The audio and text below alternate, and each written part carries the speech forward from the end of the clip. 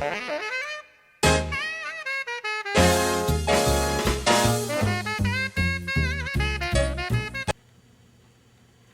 back to Miller Music Studios TV.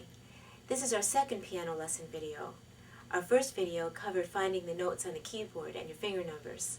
This video will cover the concept of note reading. Let's go to the piano. Music is made up of short sounds and long sounds. We write these sounds in what we call notes, and depending on the kind of note, that's how long it lasts. Here are some basic notes. A quarter note gets one beat, and its rhythm is clapped like this, and it sounds like this. It's basically a foot with a leg, so we consider that a walking note. Now a half note is hollow. You can fit more time in it. It gets 2 beats. Its rhythm is this way. 1, 2, or you would play it 1, 2. A dotted half note gets 3 beats. 1, 2, 3, or 1, 2, 3. A dot after note adds more time. Actually, it adds half of the preceding note. A whole note gets 4 beats. 1, 2, 3, 4, or 1, 2, 3, 4. We can divide the beat for a note that doesn't last as long. Like a half of a beat would be an eighth note, and we show this by adding a flag. So that's sort of like a foot with a leg, so it's the walking note, but we add a wing so it can fly, so it goes faster. So we can fit 2 eighth notes in one beat. So that would be 1 and, or 1 and. 2 eighth notes equal 1 quarter note. For eighth notes, you can imagine if they're flying or running fast and they're side by side, they put their wings on each other's shoulders, and that way it steadies them. And this is a beam, and the 2 eighth notes get 1 beat. Each time we add another flag or beam, we cut the note in half again, so it lasts half as long and goes even faster. So 2 flags or 2 beams would be 16th notes. That would be 1 ianda, or 1 ianda.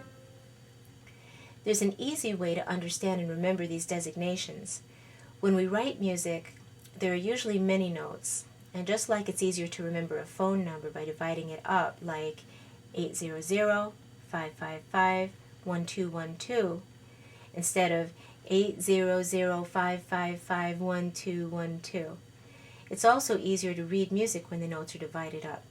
The composer divides the notes with vertical lines we call bar lines. These are the bar lines. And they divide the notes into equal measures. In this case, the composer chose 4 beats in each measure, and that's how he measured it off and divided it up.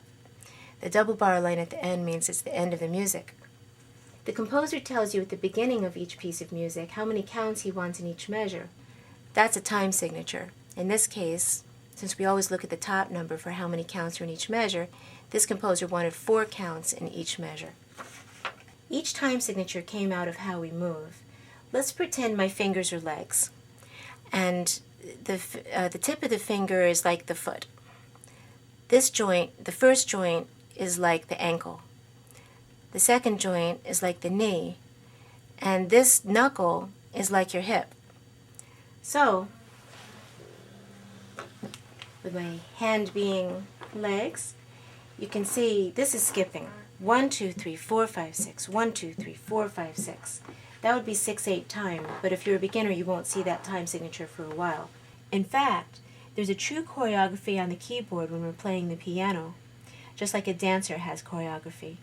So it's good to remember in the future when you're doing technical exercises, how the fingers are built similarly to how the legs are built. Now, for another time signature, we could go to 3/4. That would be like waltzing. That would be like 1, 2, 3, 1, 2, 3. And the most common thing that we all do is walking. That would be 4/4 time. 1, 2, 3, 4. 1, 2, 3, 4. There's even a big C, which means common time, which is 4/4, since that's the most common time signature. Now, for the beginning of note reading, a long time ago when people wrote music, they wrote it on what's called a staff of lines and spaces.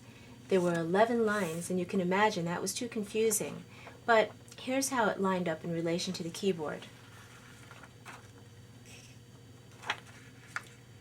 The first line was for the low G, then the space above it is A, the next line is B, C, D, E, F, G, A, B, there's middle C, D, E, F, G, A, B, C, D, E, F. Then they turned it this way. And now, when the notes go up on the staff, they go to the right on the keyboard. And when the notes go down on the staff, they go to the left on the keyboard. And as you saw, on that staff, that basic staff, it only goes from that G all the way up to this F. So to write the notes that are below the G, they're going to add little lines, and those are called ledger lines. And same thing on the top. When they want to go above the F line, they're going to add the little lines, ledger lines, above the treble staff. To make it easier to read notes, they erased the line for middle C, and they separated the staves into 5 lines and 4 spaces each. The staves are now used for the treble notes for middle C and higher, which the right hand usually plays, and the bass notes for middle C and lower, which the left hand usually plays. Signs called clefs are put on the staff to show whether it's to be played in the treble or the bass. Originally, the treble clef, the G clef, was a real G, and you can see it in here, and it's circling the G line. So this note is G, and if they know that this second line is G, then the space above it will be A, and the space below G will be F, and so on. And the F clef, the bass clef, was a real F. They actually crossed it here on this line, and that's the F line. But they couldn't really see a line on a line, so they don't use that line anymore, and they have a dot above and below that line and a big dot on the line. You can't miss it. If there's a note written on that 4th line up, that's an F below middle C, and in the space above it would be a G, and in the space below it would be an E. The brace shows that the 2 staves belong together, and that's called the grand staff. We've learned that there's no room on either staff to write middle C, so we have to draw a short line on which to put it. This short line is called a ledger line, as we mentioned before. If middle C is to be played by the right hand, the ledger line is written just below the treble clef, and you play it like this. Of course, you could use any of your 5 fingers to play it.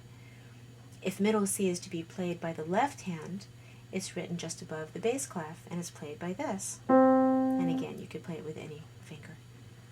Now I'm going to keep my promise, and at the end of each of these videos, I'll teach you another part of what the piano school told me is the knuckle song.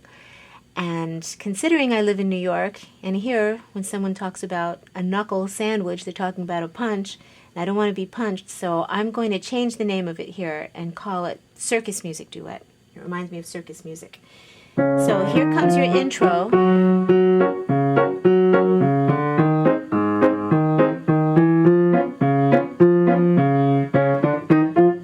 And you already know the first section.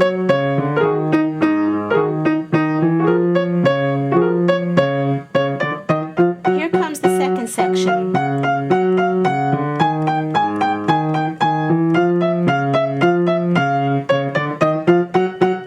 And the way you get that is once you end the first section and you went black, white, black, skip 1, 2, 3, just stay on that same key, which is the first of the 3 black key group. And you go from that key to what is an F. And you do it 7 times. 1, 2, 3, 4, 5, 6, 7. Go to the middle of the 3 black keys and go down to the G. You do that 7 times. 1, 2, 3, 4, 5, 6, 7. Then go to the F, and we'll go to the E, and that's 7 times also. 1, 2, 3, 4, 5, 6, 7, and then you end again, black, white, black, skip 1, 2, 3. So let's review that. So starting on any of the first of the 3 black key groups, you go 1, 2, 3, 4, 5, 6, 7. Go to the middle, 1, 2, 3, 4, 5, 6, 7. To the F, 1, 2, 3, 4, 5, 6, 7. Black, white, black, skip 1, 2, 3. 1, 2, 3, 4, 5, 6, 7. 1, 2, 3, 4, 5, 6, 7. 1, 2, 3, 4, 5, 6, 7. Black, white, black, skip 1, 2, 3. Okay, go ahead and play along with me.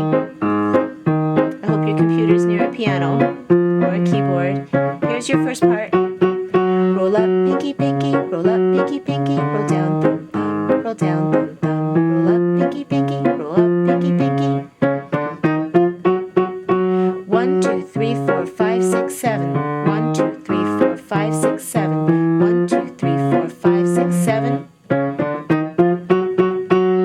Now you have the basics of note reading, and you'll be able to go on with me to the next video where we'll be building a major scale out of tetrachords and also building major, minor, diminished, and augmented chords from the scale. We're going to have a little arts and crafts project, so you're going to need a 3x5 white index card, actually a set of them. And until we meet again, happy practicing.